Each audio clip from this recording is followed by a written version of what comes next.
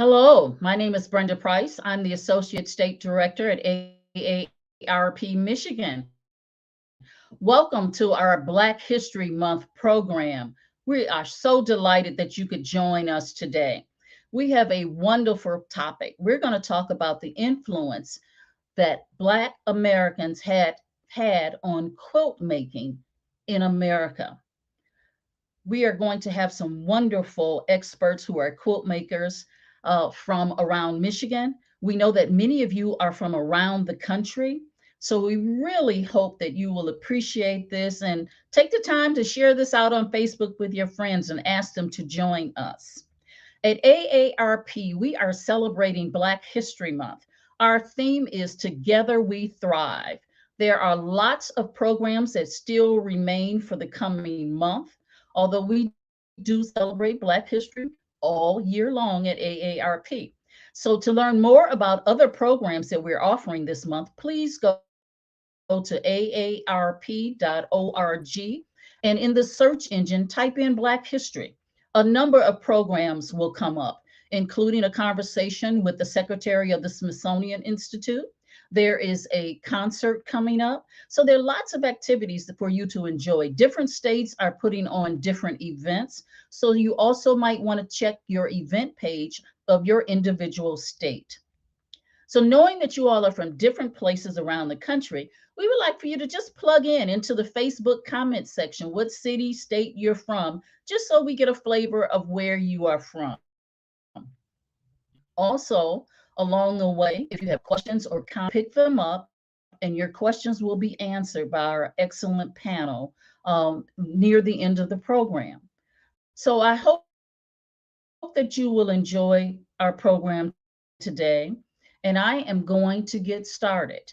I'm just going to give you a little history of quilt making in America, dating back to the colonies when people were enslaved, when Black people were enslaved in this country.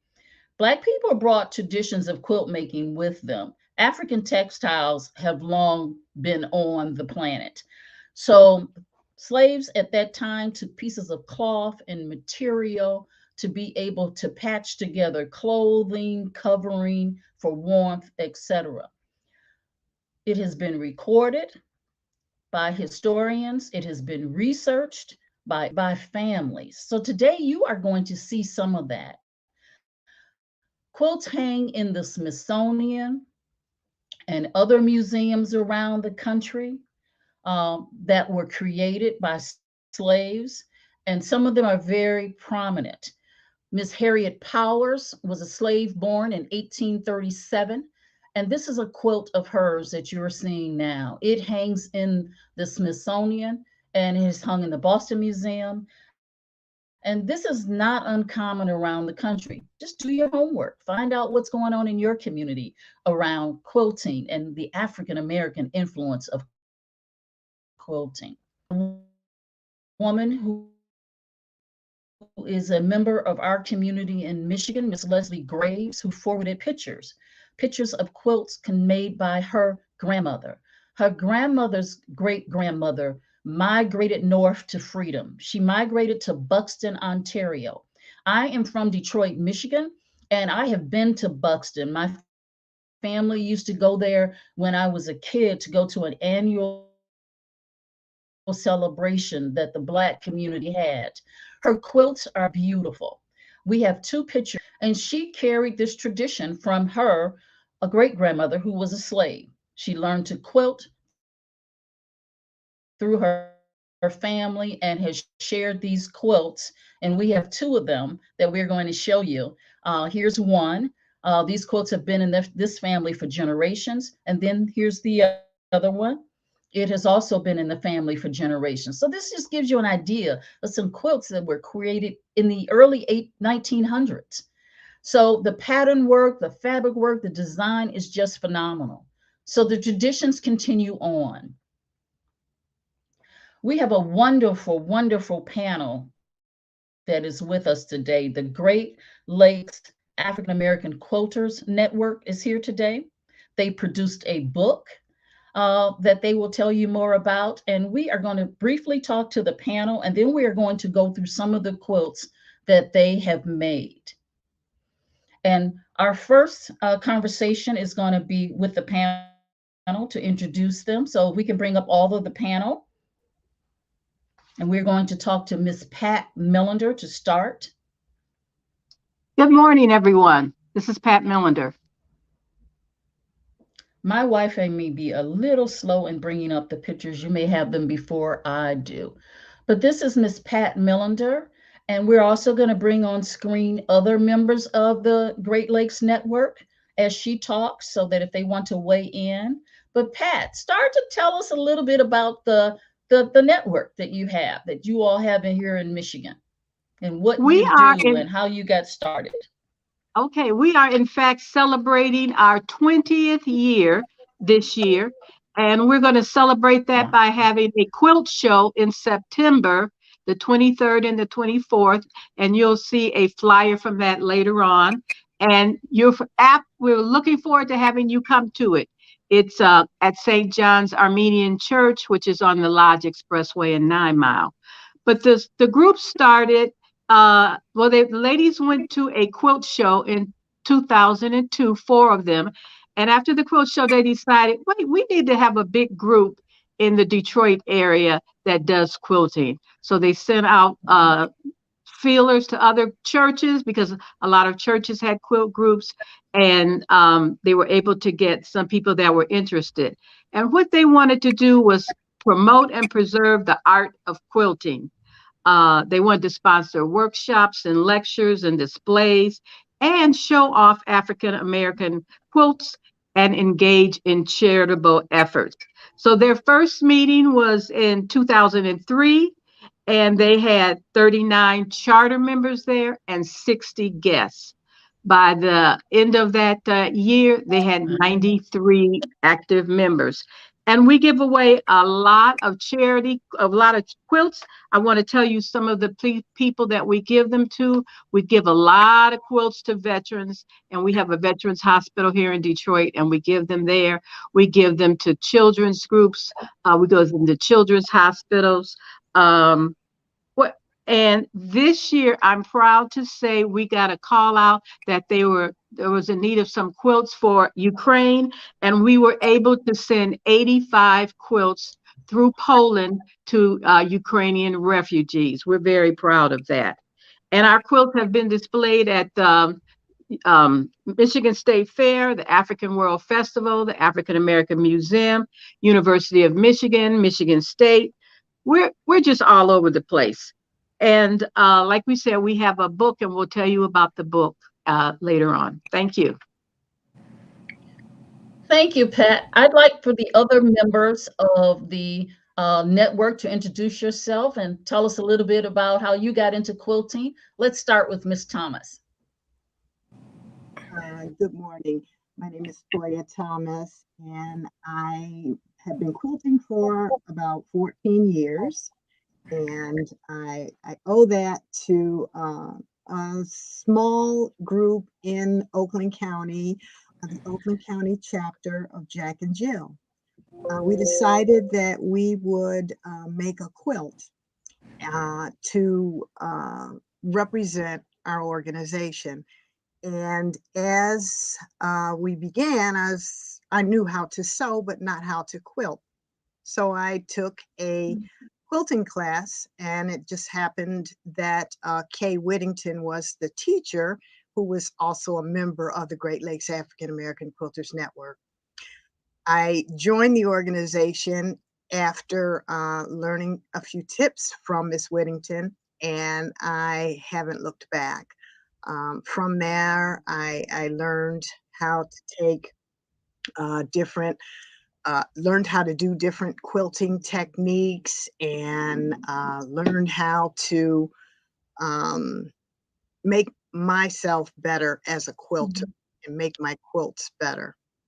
Well, I can tell you, you have one of the most fabulous sewing rooms I've seen. It is just fabulous. You are inspiring. I We're like to gonna, surround myself with inspiration. oh, yes, we're gonna meet Miss Jacqueline next. Hi, my name is Jacqueline Allison. I've been quilting since 2018. I joined Great Lakes Quilters Network, African American Quilters Network. I joined We So Love Quilting Ministry at New Prospect Missionary Baptist Church, and I also belong to Conant Avenue Quilters. I didn't know anything about quilting when I first started. I did know how to sew a straight line. So, a lot of what I have learned, I picked it up from other quilters and um, from members of the groups that I'm in. I retired in 2017 and I quickly got bored and I had to find something to do. So I took up quilting. And I am really proud of the progress that I have made because I pretty much taught myself. Well, when you see her quilts, you will be surprised at the progress she's made too. That's just remarkable. Thank you. You give me hope. Our next guest is Dr. Liv. Dr. Liv represents Michigan State University and the Quilt Network, and I am going to let her tell you about the work that she does, which is just phenomenal. Hey folks, my name is Liv. I am the Assistant Project Director for the Quilt Index's Black Diaspora Quilt History Project. So all of what I work on right now at the Quilt Index has to do with Black folks throughout the diaspora and our quilting practices, our quilt history, and different ephemera, and getting that into the collection and spreading word about it. So I'm happy to be here. I also am a quilter. I learned quilting from my grandmother. Coming up, like when I was younger, she just kind of taught us quilting, crocheting, sewing, all those kind of things. And over time, I started to make quilts basically as gifts for other people. And that's kind of where my love of quilts has started. And I still quilt now. I'm starting to do it as my scholarship within my research. And yeah, just happy to be a part of the conversation today. We appreciate having you. And we're going to hear more from Dr. Liv and the other quilt makers. We're going to see their quilts and they're going to share with us what inspired them. But first, we are going to talk to Patricia Millender to talk about her quilts. And she's going to share with us her inspiration and give you a little style. There's a lot of variety here. So please stay tuned as we take our panelists down and begin our conversation with Miss Patricia Millender from Detroit, Michigan. I would also like to say that we have people in the audience from around the globe. We have an international audience, so we appreciate you. So, panelists, we are going to move on and talk to Ms. Millender, and then we'll come back to you one at a time. So, audience, stay tuned. We have people here from Arizona, Texas, Connecticut, Michigan, Madagascar, Africa, North Carolina, South Carolina, just to name a few. So we are so happy to have you here today. So, Ms. Millender, please tell us Yes. about this book as we get started. This is a book that Great Lakes African American Quilters Network did in 2017, and it is entitled Everlasting Threads, Honoring Heritage and History. There are over 100 quilts pictured in this book, and two of the people online today, Toya and myself, have quilts pictured in this book. This book is available through Amazon. So write the title down, Everlasting Threads. Call your local Amazon people and let them send you a copy of it. You will be very impressed with the kinds and the variety of quilts that are in this book. Well, that's wonderful. I really appreciate you sharing this with our audience, and it demonstrates to people, that this tradition still continues on. And we're going to see some of that as we look at some of the quotes that you have made and some of the variety and what inspires you. And I know your grandchildren really do inspire you. So I love that. And for you to be able to share that with the audience as your quilts come up, that is just going to be wonderful. So tell us, as your quilts begin to come on screen, tell tell us about this one of the group. I do believe this one comes from your organization. Okay, this comes from a small group in our organization. I saw an ad on Facebook where a nonprofit was looking for some people to make a quilt for them. And I volunteered and went to interview. They chose me, and I asked some of the members of our group, would you come with me to make this quilt? It's going to be for the Detroit Historical Museum. And Toya was one of the people that's here today that volunteered to help us. So this quilt was done in conjunction with an exhibit at the Henry Ford Museum, and it was about the four freedoms. And so this is the finished quilt, and this quilt hung outside of the Detroit Historical Museum right before the pandemic.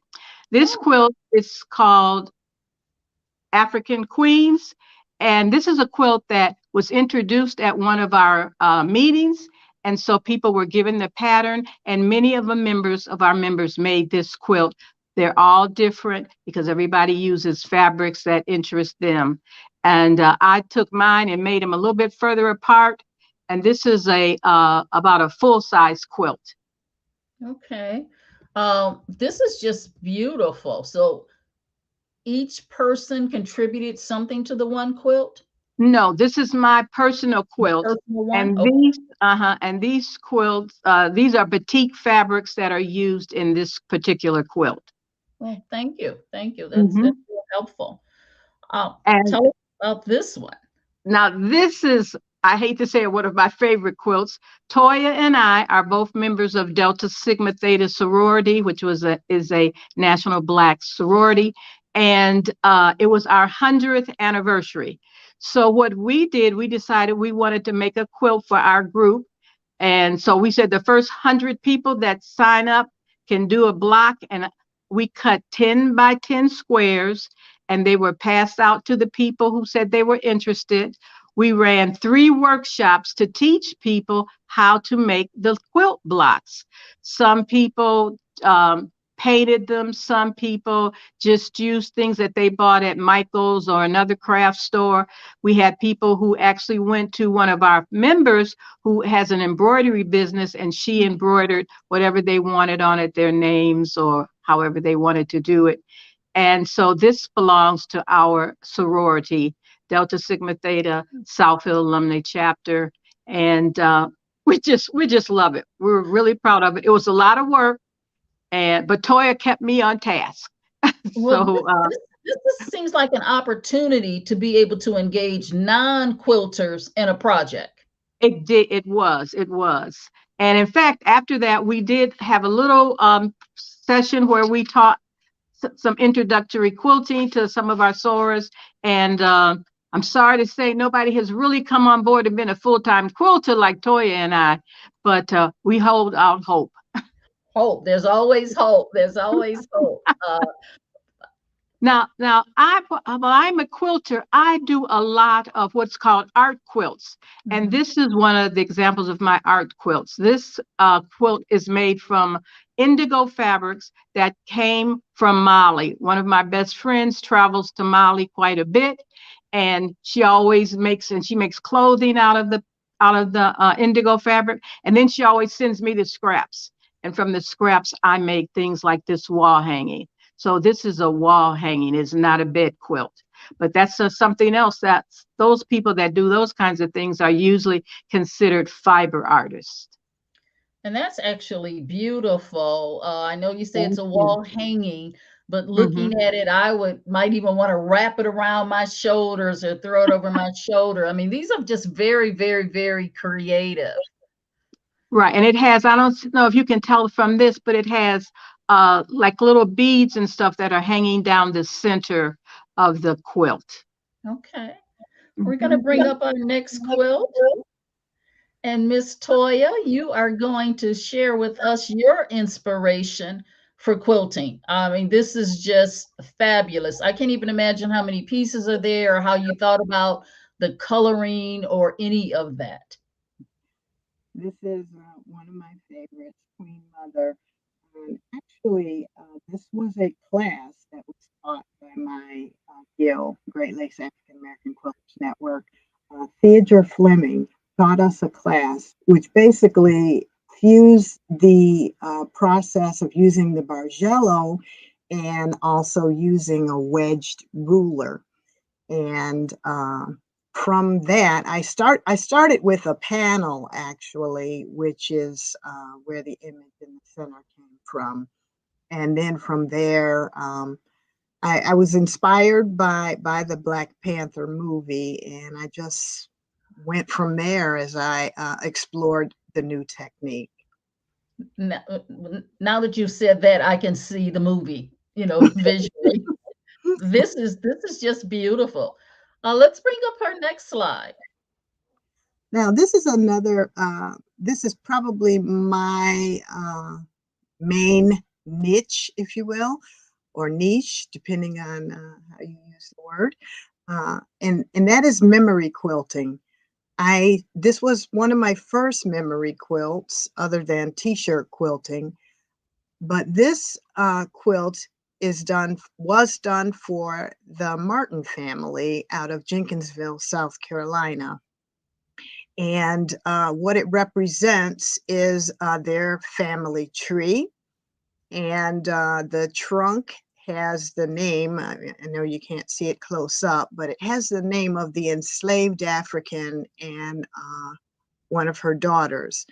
The figures below are the children of that daughter, and they represent the roots of the family, and most of the family members in the Martin family, originating from the Jenkinsville, South Carolina area, identify with one of those siblings. Also featured in this quilt is their family crest that the family currently uses, which represents principles that are germane to the family, to the Martin family. And that is just wonderful that there's that story there. There's actually someone posted on Facebook. Rosemary Ross said that she sewed as a kid, but it took someone telling her their quilt story to appreciate them. And this is what you do. You tell stories in your quotes of her families that are everlasting and can be in a family's history forever. This is how you leave a legacy for your family. We're Absolutely. going to look at your next quilt. Now, this is the second quilt that I actually did for the Martin family. And it digs a little deeper into this family's heritage. Um, as you may or may not be able to see, there's a document on the right-hand side of this quilt. That document is a replica of the actual bill of sale as their ancestor, the enslaved African, was sold from one master to another. And also featured in this quilt is a branch of the family tree, and also surrounding the quilt are symbols representing hardiness and perseverance. And that is the Wawa Aba, the Adinkra symbol, Wawa Aba. And this is probably one of my favorites. I probably shouldn't say that, but it is one of my favorites. It just really strikes a chord, and being able to participate with the family in their in maintaining their heritage and maintaining the document of their heritage. That is important to have been able to participate in that and to provide this article for them. Well, that's absolutely wonderful to be able to be a part of that. Well, thank you. This one here, Tubman's Underground Railroad, is currently on exhibit in Pennsylvania. It's still at the Pennsbury Manor in Morrisville, Pennsylvania. It originally was on exhibit in the in Southfield at one of our quilt shows, and then from there it went to Philadelphia City Hall, where it was last year. And this particular quilt is my interpretation of the Underground Railroad. I have used in it symbolism that Jackie will explain in her presentation. But each of these symbols were understood to have been used to help slaves achieve freedom. And this particular quilt shows a movement from darkness into light, from bondage into freedom. Mhm. And I spotlight Harriet Tubman in the quilt. Beautiful, beautiful. And this is an example of a t-shirt quilt that I have done, where I've taken various t-shirts and combined them together. Again, another form of a memory quilt. And I've combined them together into a theme. And this particular theme, it represents why Black votes matter. And it was done at the time that President Obama was starting his second term. And I also spotlighted other individuals that were key in our right to vote. Frederick Douglass, Dr. Martin Luther King, Rosa Parks, Barbara Jordan, Shirley Chisholm, and Patricia Roberts Harris, as well as in the top left-hand corner, paying homage to founders of Delta Sigma Theta who were suffragettes in 1913. That's wonderful. I have a serious collection of t-shirts. I need to reach out to you to learn something. I I can get have that a done. lot of fun with t-shirt quilts. I'm also Yes. Now, exploring the apparel area. And this particular piece, this is my third or fourth coat that I've made. And this particular piece honors my personal heritage, being inspired from doing so much work for the Martin family. But in this particular piece, I feature a DNA strand, a double helix, in which I use along the spine of the double helix. I have pictures of my parents and my grandparents, as well as Adinkra symbols representing important family characteristics and values. wow, that is just fabulous. I know I would stop you in the street and ask you, how can I get one? So I'm sure it gets your clothing gets a lot of attention. That is just simply beautiful. Well, Toya, we have really enjoyed learning about your quilts and your distinct area of helping families to preserve their memories. We'll come back to you if you got questions for Toya. Please put them in the comment section on Facebook, and we will talk to her again shortly. Thank you very Thanks much. for the opportunity. Miss Mary, Miss Jacqueline, I'm sorry, Yeah. I'm typing a note to our question taker, Dr. Mary Clark, who's on the studio side. For those of you who cannot see her, she is the one who is taking your questions, and so I slipped and called her name. Miss Jacqueline, Yeah. your quilts are phenomenal, Thank and you. I want you to tell us some history here about this quilt and the impact and what it means. This is the third quilt that I made when I started my quilting journey. It is a sampler of the quilts that were hung along the Underground Railroad for direction, to let them know where safe houses were. And this is like one block from each quilt that was hung. There's a story told by Odella Williams about the quilts, and it's passed down in her family for 150 years. Um, I mostly want to talk about the part that Michigan played in the Underground Railroad, because as a child, the only thing that we heard about in history was the Second Baptist Church.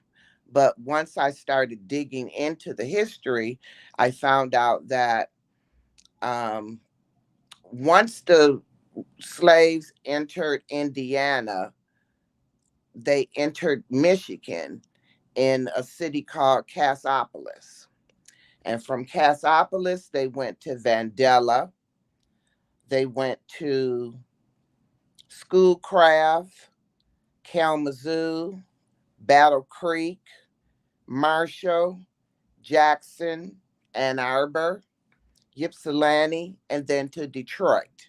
And along the way in Michigan, there were people helping them get from place to place. Most of the people that were helping were Quakers, there were doctors, there were people at the train station.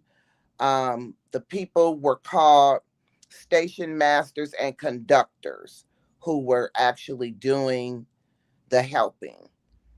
There is a tour, but I don't know how to find it. But I hear that there is a tour that you can take that takes you to all these places, and each city has a statue or some kind of monument showing that they were part of the Underground Railroad.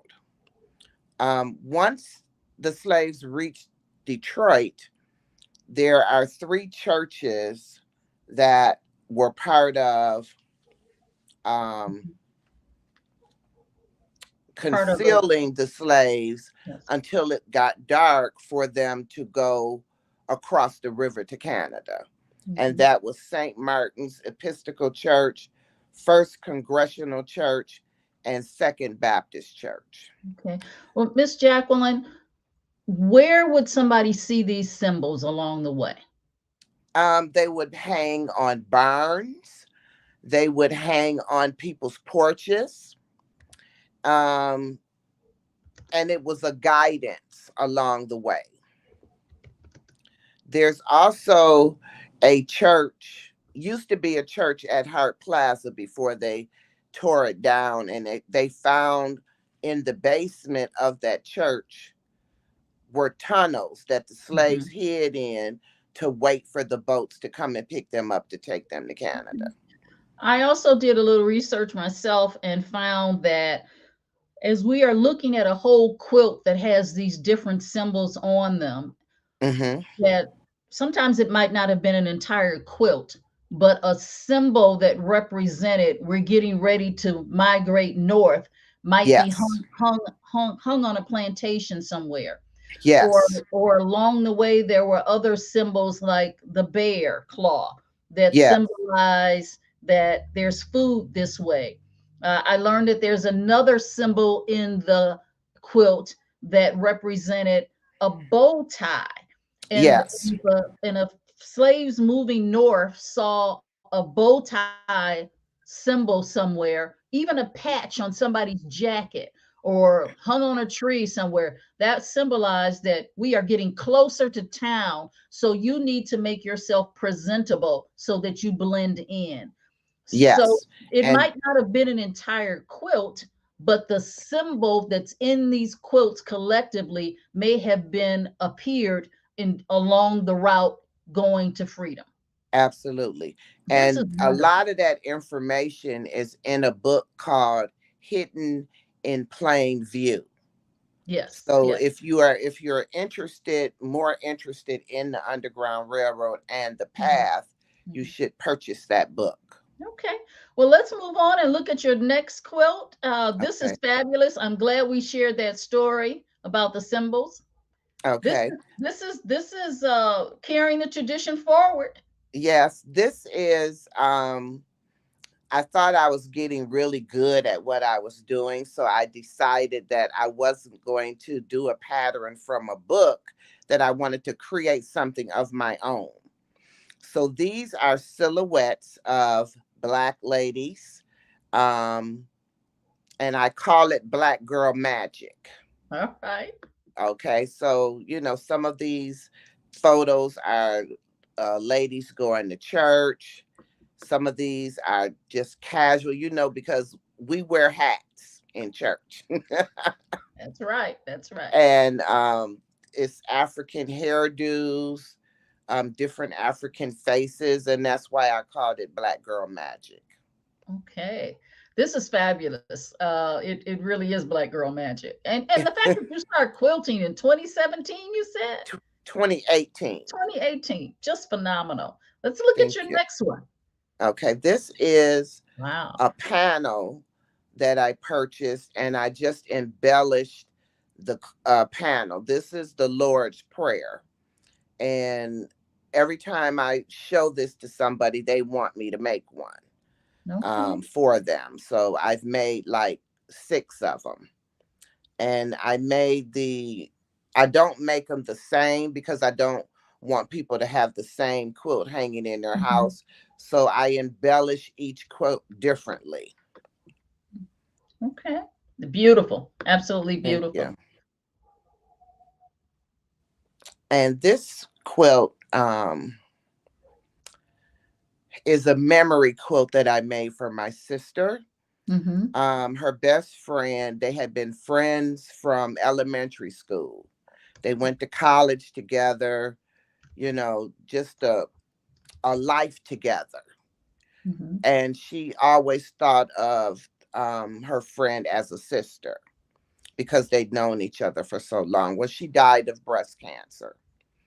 And so my sister asked me, she had this blanket that has I Believe in Miracles on it. And she wanted to know, could I make a quilt out of it? But because it was already a blanket, I couldn't quilt inside of the blanket.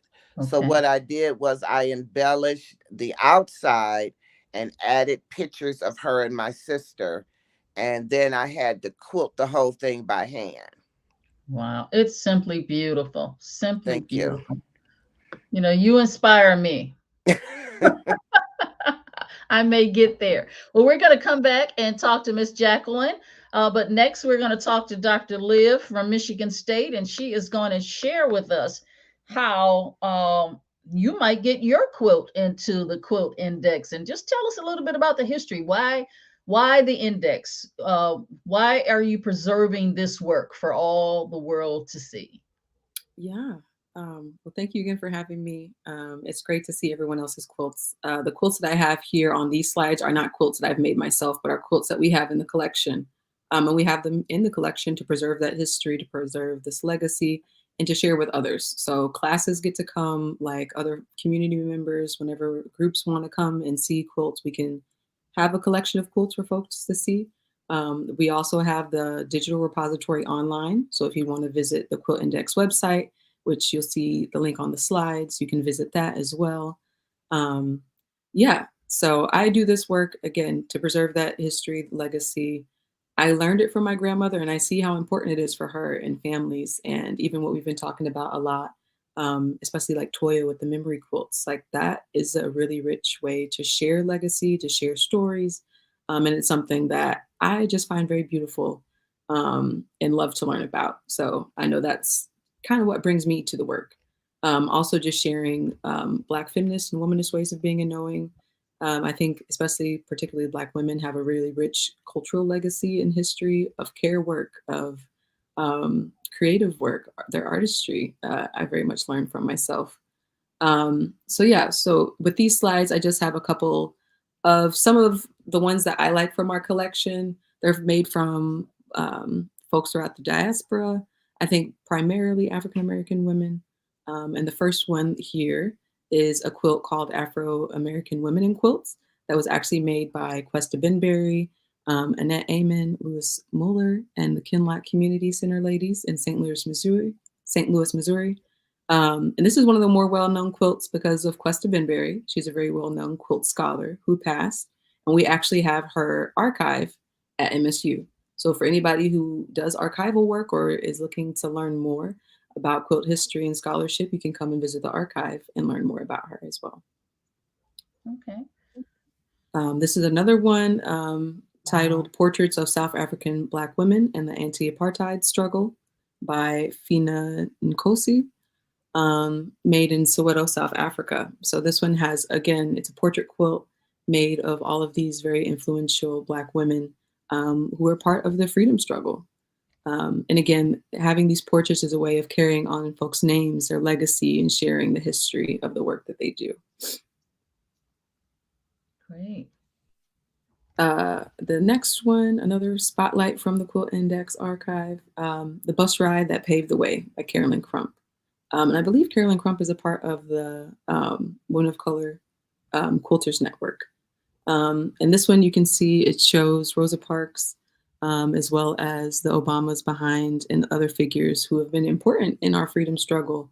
And again, these quilts are all just very beautiful quilts that carry on that legacy, carry on those stories. And they're just amazing to see, especially in person. Great. Another one by one of my favorite quilt artists, Carolyn Maslumi, who is she started the Women of Color Quilters Network. This one is titled Trying to Grab a Piece of the Pie. Was made in 1994. And really beautiful quilt. Again, the storytelling of this quilt is great, the imagery and just thinking about our freedom struggle. And yeah, I don't want to explain too much because I feel like sometimes that might minimize things, but I really love looking at this quilt and I've gotten to see this one in person quite a few times. Okay. Here's another one. And again, you can see these quilts. If anybody is interested, feel free to visit that link, quiltindex.org. And you can see these quilts and others on our digital repository. But this one is titled Boxes Number 2, She Thought There Was More by Kyra Hicks. And a beautiful quilt. I really love the poetics of it. Like she believed there was more written across the tiles and her foot walking out of that box and into the next. Into the next, right. Yeah. So people can go to the online that's running on the banner to submit your quilt to the Quilt Index Network. And then what happens? Yes. So we have an online open portal for anybody who would like to submit your quilt because we realize that a lot of folks quilt. We have this quilt history at home. Like you may have an aunt or a mother or a brother or uncle or whoever who quilts. And we want to be able to note that legacy and to share it. So you could go to that link and then submit your own information and a picture of your own quilt. And then that information will be shared on our quilt pages. And then you can share that link with whoever, to share that legacy and continue that on. And it is an open submission portal. Anybody could use that link to share.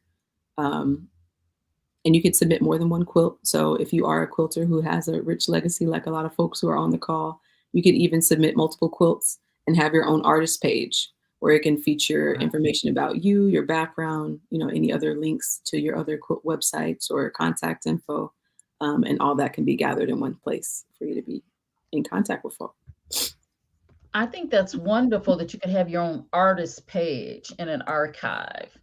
Yes. Yes. And I also like what you said about your uncle, your father, the men in your family that were quilters. My great, great, great uncle, Elmer Larkin from Meridian, Mississippi, was a quilter. And he quilted one year quilts for all of his nieces. And the fact that he included me in that just made, I was a kid, just made me feel on top of the world that I got something that my aunts got, my grandmother got, and they were all different colors. And mine lasted me all the way through college. I took it everywhere until it fell apart. So, and my next door neighbor, before he passed, he was a quilter. So men do quilt and have been contributors to this work. And so I just want to say, if you've got some of those quilts in your family, make sure you reach out to the Quilt Index and get your work recorded so that it is forever in history.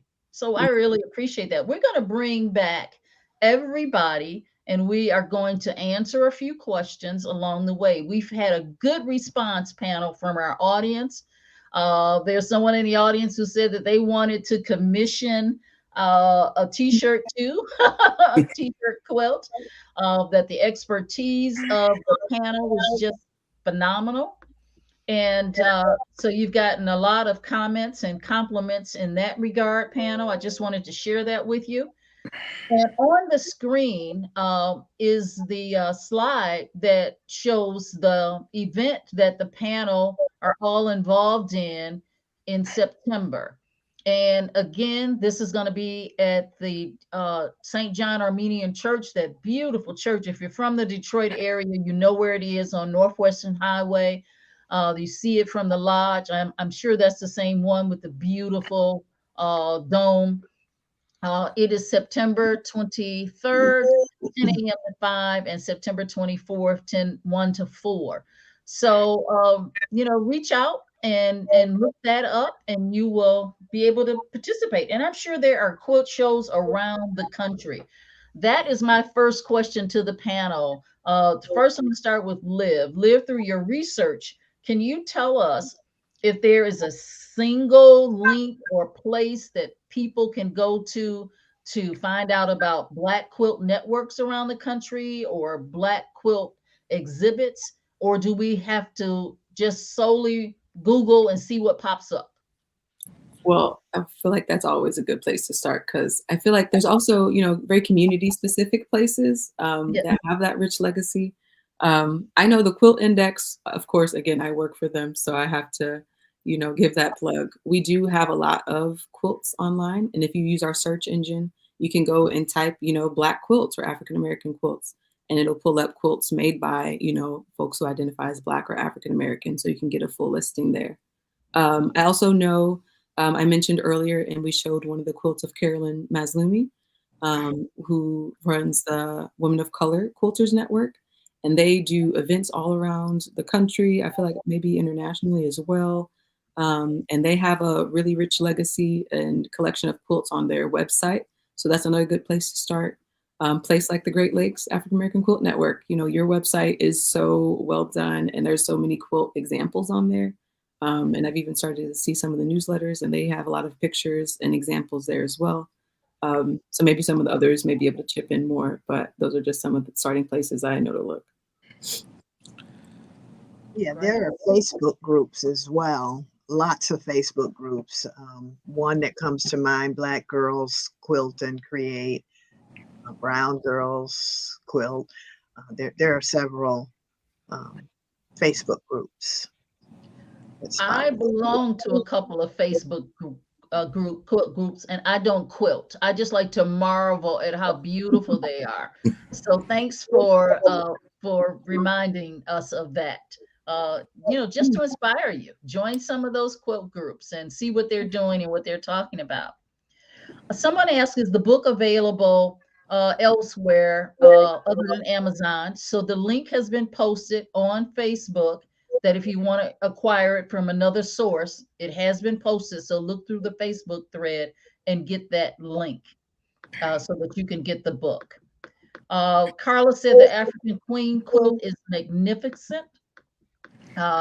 And so I just wanted to add that in. A lot of people are talking about how wonderful the quilts are. A question or comment. Carla Berg Walker said that her church also sent quilts to the Ukraine through a relief organization. So, the work is being done from a lot of different places, and quilters are, chipping in for the good of society. And I just think that's just wonderful that you share that, others are doing that, because, we all are trying to help out in whatever capacity that we can for the good of society. Rhonda Adams said that the women featured are excellent instructors in basic and complex quilting techniques. They're all complex to me at this point in my life, but I hopefully will get there, because you all really do inspire. The work is beautiful. Let's see if we have other questions. We do. We have a comment from Leslie Collins that said the work is beautiful and this is so educational. And I know at least one of you is a retired educator. I don't know about the others. Yeah, Pat is a retired educator, and she continues that work in every aspect of her life. So Jacqueline, somebody wants to know, where did you find the Lord's Prayer panel? Amazon. Amazon. Did you hear that? I get everything from Amazon. All right. Okay. Let me also ask, where do you purchase fabric, particularly African fabric? Do you travel and pick up fabric along the way? Or are there some, or should people just look for sources in their community, like, commercial stores? Well, Uh, I'm sorry. I picked up a lot of African fabric at the African American show that was at Hart Plaza. Hmm. That's a good place to bring your money because you know you're going to get good African fabric. Um, Jacqueline, you're right. I go every summer to the African World Festival in Detroit. I primarily shop from the same vendor that comes in from New York every year. And yes. my goal is to sew up the fabric from one year to the next, and then I can gift myself some new fabric. Patricia, you had a source? Yes, I do. It's a little bit more costly. I travel to Africa quite a lot, and when I do go, I take an empty suitcase, which I pack inside of another suitcase, and I literally come back with a suitcase full of fabric. But Great. there are also online you can find a lot of good vendors for African fabric. Okay. Anybody else have any comments about that? Yeah, I've also purchased African fabric from Cultured Expressions, which has an online presence, and also So Creative Lounge and Quilting with Soul. Those three are my primary sources of African fabric. Okay. Beautiful. Beautiful. Teresa said that she teaches high school women's studies class. She said, "This will become a part of my curriculum. This work is empowering and inspiring." Well, bravo, ladies. Thank Bravo. you. And for anybody else, this will be repeated on Facebook and will also be available on YouTube indefinitely. So if you missed a part of the program, you can always pick it up and review it again on those locations, on those platforms. Okay, right. And one woman said what she loves about the Quilt Index is that 25, 50 years from now, someone can see your work. I love that too. It's called leaving a legacy. Yes. Any of you have any closing comments? It's been fun getting the group together, and I've truly enjoyed it. And anytime you need something, Brenda, that has to do with quilting, call me.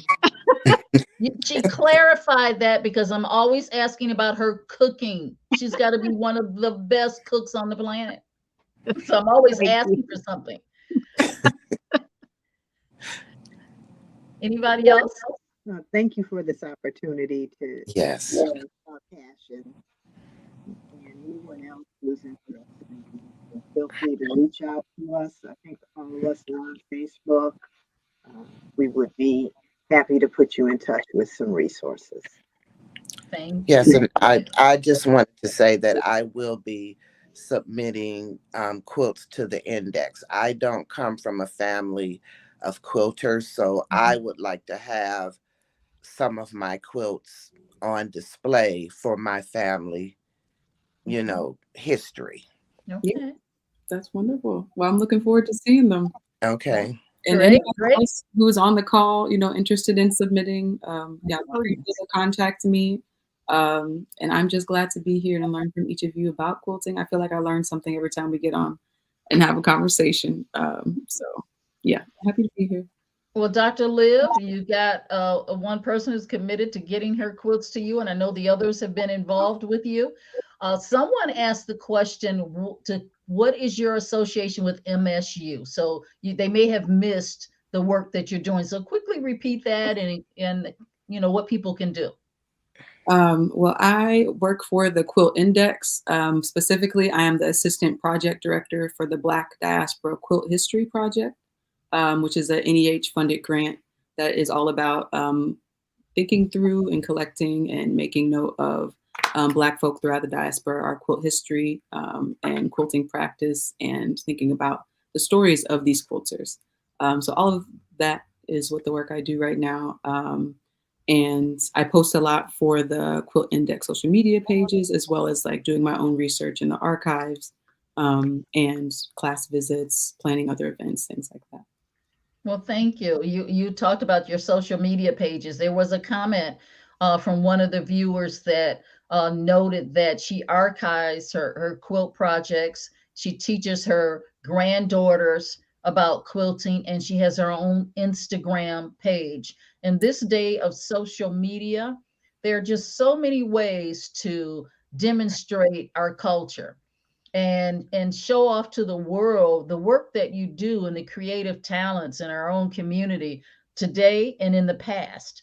I'm glad had the opportunity to celebrate this during Black History Month at AARP across the globe, because we've had viewers from around the globe who are watching this program. So I really appreciate you taking the time to prepare to do this and to share your talents and your gifts with our audience.